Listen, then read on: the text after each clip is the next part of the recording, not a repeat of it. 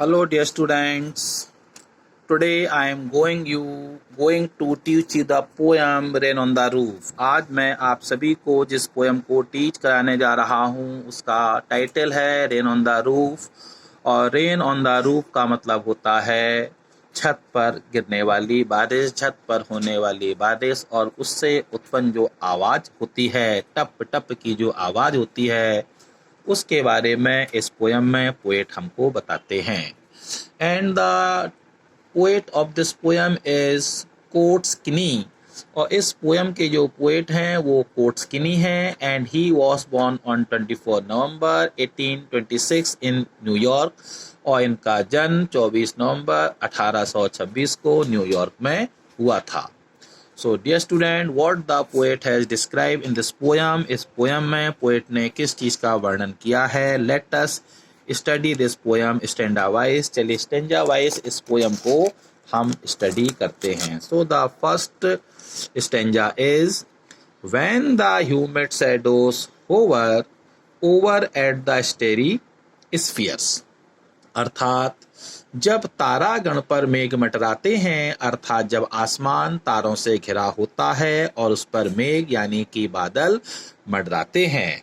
And the melancholy darkness gently weeps in rainy tears. और जब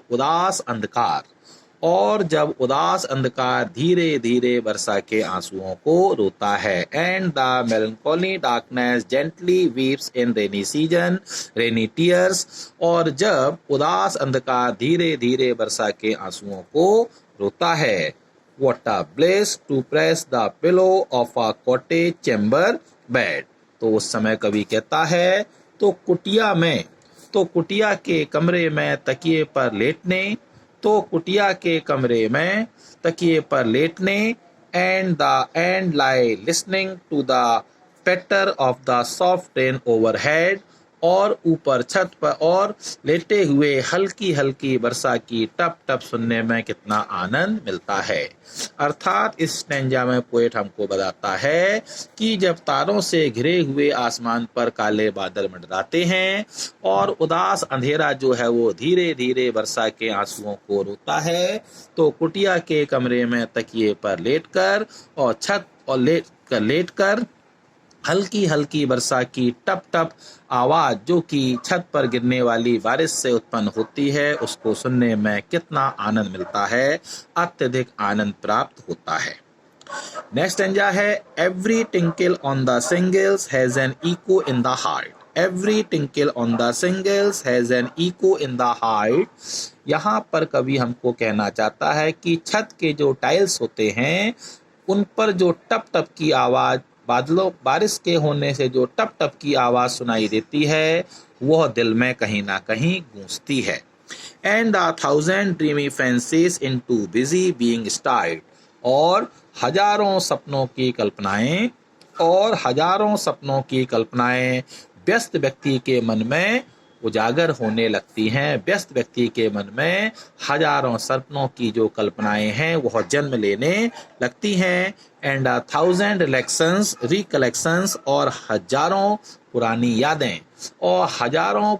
यादें जो हैं वह भी याद आने लगती हैं जब मैं छत पर वर्षा की टप टप आवाज सुनता हूँ, जब मैं छत पर वर्षा की टप टप आवाजों को सुनता हूँ, जब मैं छत पर टप टप वर्षा की आवाजों को सुनता हूँ। Now in memory comes my mother। अब यहाँ पर कवि कहता है कि जब वो छत पर टप टप पानी की बूंदों, वर्षा की बूंदों को सुनता है तो अब उसे अपनी माँ की याद आती है। Now in memory comes my mother। तो मुझे अपनी माँ की याद आ जाती है। As she used in years agone। जैसा कि वह अतीत में to regard the darling dreamers ere she let them till the dawn। जैसे कि वह अतीत में अपने सोते हुए प्यारे बच्चे को सवेरे तक अकेला छोड़कर जाने से पहले देखा करती है। As she used in years agone to regard the darling dreamers ere the left them till the dawn। जैसे कि वह अतीत में अपने सोते हुए प्यारे बच्चों को सवेरे तक अकेला छोड़कर जाने से पहले देखा करती है। Often I feel her fond look on me. अक्सर मैं अपनी माँ को अब भी देखा करता हूँ। Often I feel her fond look on me as I listen to this refrain which is played upon the shingles by the patter of the rain. और जब मैं लकड़ी के तख्त पर छत पर वर्षा की टप टप आवाज़ों को सुनता हूँ तो मुझे ऐसा लगता है कि जैसे मेरी प्यारी माँ मुझे निहार रही है, मेरी प्यारी माँ मुझे देख रही है। तो इस स्टैंजा में पोएट ने हमको बताया है कि अब जब वो छत पर पानी की बूंदों की जो टप टप आवाज़ आ रही है, जब वो उसको सुनता है तो उसे अपनी माँ की याद आती है, जैसे कि माँ अपने सोते हुए बच्चे को अकेला छोड़कर चली जाती है, काम पर जाने से पहले उसको अकेला छोड़कर चली जाती है। और अब जब कवि छत पर जो लकड़ी के तख्त रखे हुए हैं उन पर गिरने वाली बारिश की टप टप बूंदों को सुनता है तो कवि को ऐसा लगता है जैसे उसकी माँ अभी भी उसे प्यार से ऊपर से देख रही है। So dear student, this is all about the reading of this poem. Have a nice day. Bye bye.